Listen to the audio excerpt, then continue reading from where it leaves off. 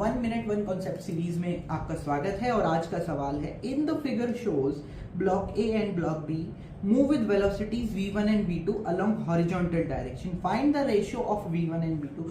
बच्चों, ये सवाल शुरू करने से पहले मैं आपको बताना चाहूंगा कि ऐसे क्वेश्चंस में बेटा हम क्या करते हैं, ऐसे क्वेश्चंस में जिसमें भी रोप होती है, रोप हमारी होती है इनएक्सटेंसिबल, यानी कि रोप की लंबाई चेंज नहीं होती है। अगर रोप की लंबाई चेंज नहीं होती है तो आप फिलहाल के लिए ऐसे मान के चलें कि ये रोप कुछ इस तरीके से, इस पर पॉइंट ए और पॉइंट बी दो कोई पॉइंट है, तो हमको पता है कि सारी की सारी रोप एक साथ चलेगी, तो इस पॉइंट की और इस पॉइंट की वेलोसिटी क्या होगी, सेम होगी। सेम इसी कॉन्सेप्ट का हम यूज करने वाले हैं कि रोप के किन्हीं भी दो पॉइंट की अलोंग द स्ट्रिंग रफ्तार सेम होती है, इसी कॉन्सेप्ट का यूज करने वाले हैं। तो हमने दो पॉइंट बना लिए, let's say this point and this is A point and this is B point.